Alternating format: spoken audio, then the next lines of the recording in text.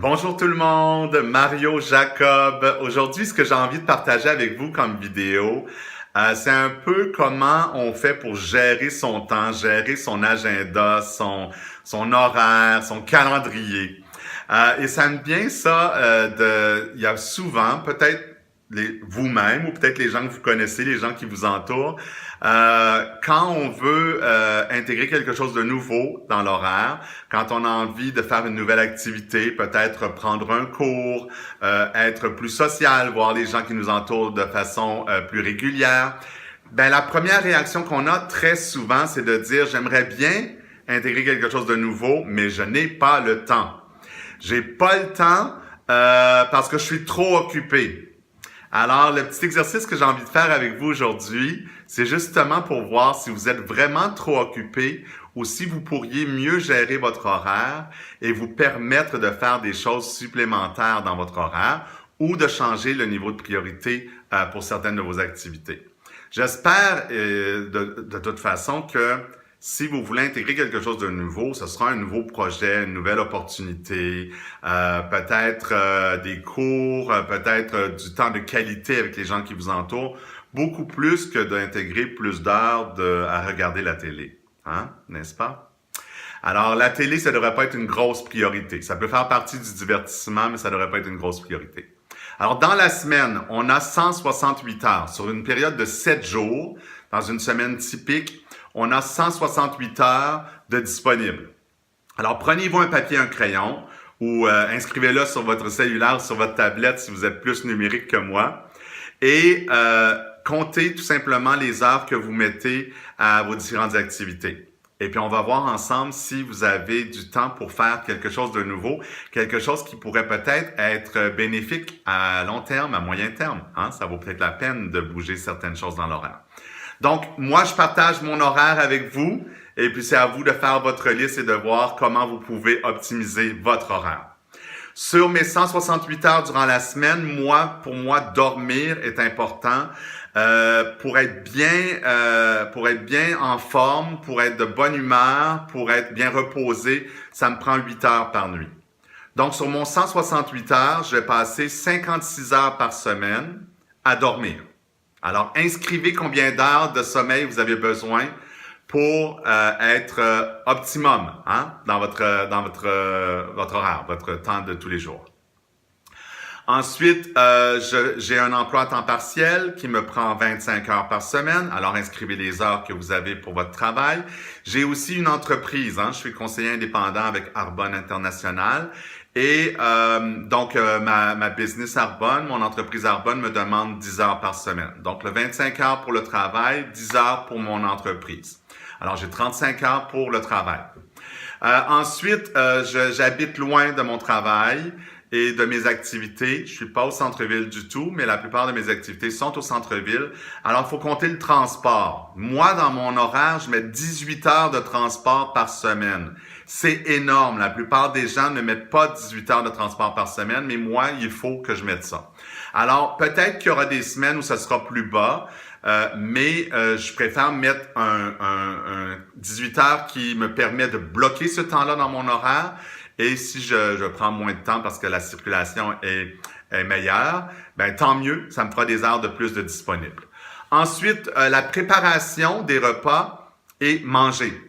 J'ai mis 14 heures par semaine pour la préparation des repas et manger. Souvent, le dimanche, je vais faire la bouffe pour je vais faire les lunchs de la semaine tout le dimanche. Donc, ça me permet de pouvoir compresser plus de préparation dans moins de temps. Et durant la semaine, ça me permet de passer moins de temps à faire de la préparation, mais plus à manger et à faire les autres choses. Alors, j'ai aussi mis un 3 heures par semaine de nettoyage, ménage. Bon, dans la plupart des semaines, c'est plus un 2 heures que je mets, mais je préfère me mettre un petit buffer et une petite marge qui va me permettre d'être sûr que j'ai le temps de faire le ménage. Puis il y a des semaines où on en fait plus. On fait peut-être le four, on fait peut-être les fenêtres, on fait peut-être les planchers.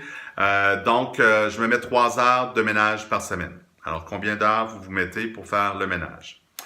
Ensuite, j'ai mis, qu'est-ce que j'ai mis? Ah oui, 7 heures de développement personnel. Ceux qui me suivent depuis un bout savent que j'ai perdu beaucoup de poids dans les 18 derniers mois. Et une des choses qui me permet de bien entretenir mon entreprise Arbonne et de me maintenir au niveau du poids, d'avoir une vie plus santé, c'est mon développement personnel. Alors, je me mets 7 heures par semaine pour des lectures, pour aller à des conférences, pour écouter des conférences en ligne sur YouTube. Ça me permet de maximiser mon temps. Alors, tout ce qui est relié au développement personnel, pour moi, c'est important. Donc, je me mets 7 heures par semaine là-dessus. Ma maman, je suis enfant unique et ma maman habite assez loin de chez moi et elle vieillit, évidemment, comme toutes les mamans. Alors, je me suis mis 10 heures par semaine pour m'occuper de ma mère. Alors, 10 heures par semaine, c'est le temps que ça va me prendre pour passer du temps là. Comme c'est un peu loin, je passe souvent une demi-journée à une journée. Donc, un maximum de 10 heures par semaine pour m'occuper de ma mère. OK? J'ai pas mis le temps de voyagement dans mon transport parce que pour moi, le transport, c'est plus pour aller au travail, revenir du travail, aller aux activités, revenir des activités. Pour le temps avec ma mère, je mets le transport à l'intérieur du temps que j'alloue avec ma maman. Ensuite, les loisirs, je me suis mis 10 heures de loisirs par semaine. Alors, d'aller au cinéma. Là, si vous voulez mettre les heures de télé, c'est là-dedans que vous les mettez. Hein? C'est dans votre bloc d'heures de divertissement. La télé, c'est beaucoup plus un divertissement que de l'apprentissage. Hein? Donc, vous pouvez mettre vos heures de télé là-dedans. Si vous aimez recevoir les gens pour un souper, ben moi, je mettrais les heures plus dans le divertissement que dans la bouffe ou la préparation de la bouffe. Parce que la bouffe et la préparation de la bouffe, pour moi, c'est ce qui me permet de passer ma semaine. C'est pas nécessairement la bouffe de divertissement. Mais c'est à vous de voir comment vous divisez votre horaire. J'ai un chien, Brutus, je lui mets 8 heures par semaine dans l'horaire pour le promener, pour le brosser, aller au toilettage, etc. Donc, il y a 8 heures par semaine qui est pour m'occuper de mon chien. Peut-être que vous avez des enfants, alors vous allez avoir besoin, moi j'en ai pas d'enfants, mais si vous avez besoin d'un bloc, il faut vous occuper des enfants parce que il y a un garçon qui joue au baseball ou au hockey ou votre fille prend des cours de danse. Ben peut-être qu'il faut que vous mettiez un bloc de temps pour vous occuper de vos enfants. Peut-être que c'est même pour faire les devoirs à la maison. Alors mettez-vous un bloc de temps pour le soutien. Moi j'appellerais ça soutien familial. Puis vous le mettez là. Moi mon soutien familial c'est mon chien. Et puis, donc là, j'ai passé, c'est vrai, j'ai un groupe de soutien aussi pour la perte de poids et manger sainement. J'ai un groupe de soutien, une heure par semaine. Donc, je l'ai mis dans mon horaire. Donc, si je regarde, je fais le tour complet. Je suis pas sûr si je vous ai dit au début 3 heures d'exercice. Normalement, je fais au moins 2 heures d'exercice par semaine, mais je me suis mis un bloc de 3 heures pour être sûr que si jamais je veux aller faire du jogging ou si je veux faire un programme plus long, que ça me permet d'avoir déjà bloqué le temps dans l'horaire. Alors, quand on fait le tour de tout ça, ben moi, il me reste encore 12 heures par semaine de disponible. Alors, malgré le fait que j'ai tout mis, que pour certaines activités, j'ai mis un petit buffer supplémentaire, malgré tout, j'ai 12 heures par semaine de disponible. Alors, si quelqu'un m'offre quelque chose de très tentant, très alléchant, quelque chose qui va vraiment être bénéfique. Hein? Si on m'offre une nouvelle opportunité, si on m'offre de faire une activité que je juge importante pour moi, ben j'ai déjà 12 heures dans mon horaire pour pouvoir le faire.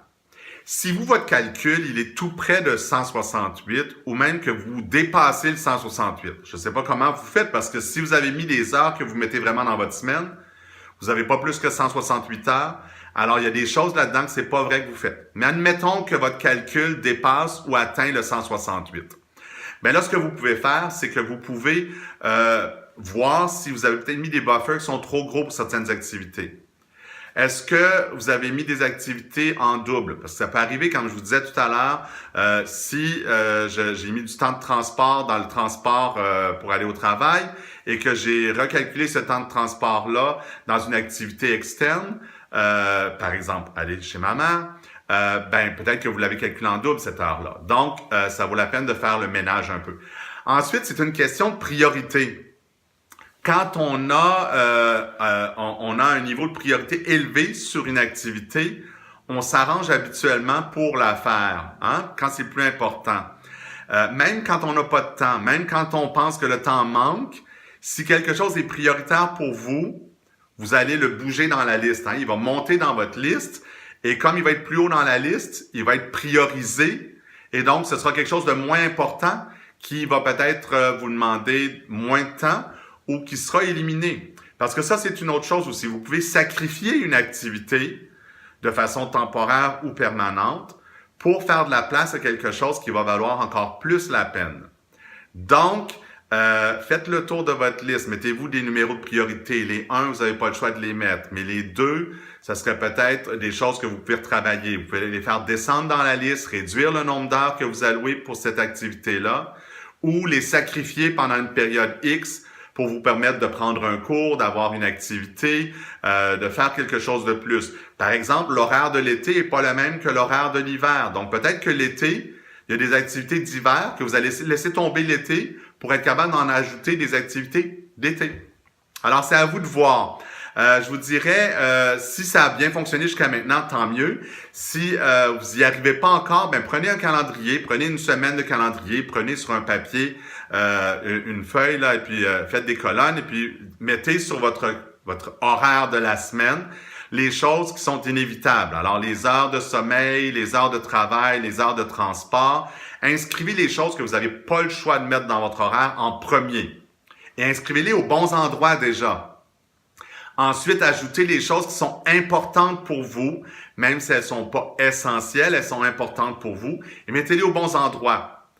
Et après, ben là, vous allez voir les choses qui sont moins essentielles, moins importantes, et les nouveaux projets qui vous sont présentés et que vous aimeriez peut-être faire, ben là, vous allez faire des choix pour remplir les trous qui vous restent dans votre horaire. C'est aussi simple que ça. J'espère que maintenant, vous allez cesser de dire que vous n'avez pas le temps de faire les choses. Et si vous avez vraiment pas le temps, ben j'espère que vous allez retravailler votre horaire pour avoir le temps de faire les choses qui comptent vraiment. Si cette vidéo-là vous a été pratique, j'en ai plein de vidéos, plein de trucs sur ma chaîne YouTube. Alors, je vous invite à vous abonner à ma chaîne YouTube et à partager la vidéo avec quelqu'un à qui vous pensez que ça pourrait profiter.